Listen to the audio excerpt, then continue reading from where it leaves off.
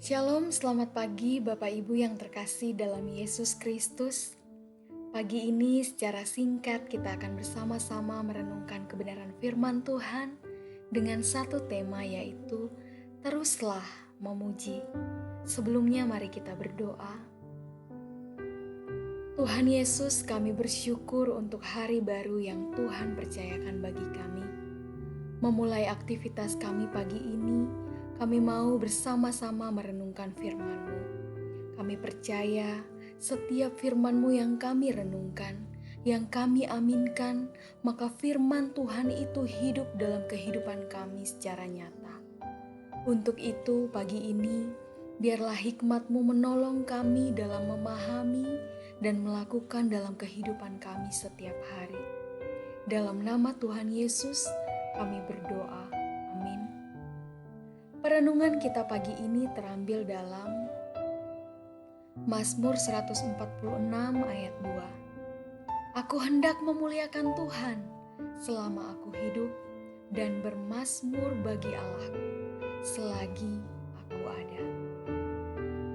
Bapak Ibu yang terkasih dalam Yesus Kristus, mengawali perenungan kita, saya teringat akan seorang sosok dosen yang sangat luar biasa, yang menjadi teladan iman dalam seluruh aspek kehidupannya, terkhusus dalam hal berdoa dan memuji Tuhan.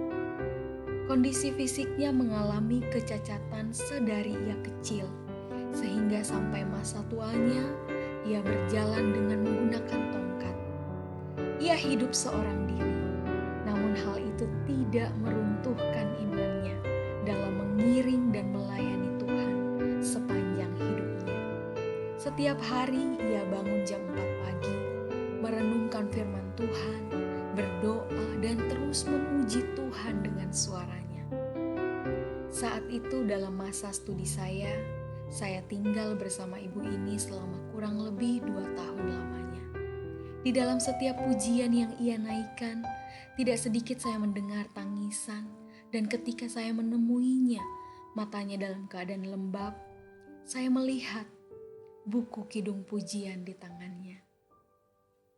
Ibu ini selalu menunjukkan kekuatannya melalui suaranya dan tidak pernah kehilangan kesempatan untuk bernyanyi serta mengucap syukur atas setiap berkat kecil ataupun besar selama hidupnya. Ibu ini bernama Ibu Maria Hani. Ia adalah seorang dosen di Institut Injil Indonesia I3 Batu Malang. Ia selalu bernyanyi saat hari-hari baik maupun saat ada banyak kejadian tidak baik yang sedang dialaminya. Bapak Ibu yang terkasih dalam Yesus Kristus, mudah bagi kita untuk menyanyikan pujian riang dikala hidup sedang baik dan sesuai harapan. Namun mampukah kita bernyanyi puji-pujian yang sama ketika masalah hidup datang bertubi-tubi? Mazmur 57 ditulis oleh Daud saat sedang bersembunyi di dalam gua untuk menghindar dari kejaran Saul. Saat itu Daud sedang terdesak dan terhimpit. Ia memohon dengan sangat belas kasihan perlindungan dari Allah. Namun di tengah ketakutan itu, Daud tetap dapat memuji Tuhan, sekalipun keadaannya tidak baik. Keadaan apapun tidak melunturkan rasa percayanya kepada Allah. Ia sepenuhnya yakin bahwa Allah akan melindunginya dalam naungan sayapnya. Pada akhirnya kita tahu bahwa perlindungan Tuhan nyata bagi Daud. Mari kita melakukan hal yang sama seperti Daud.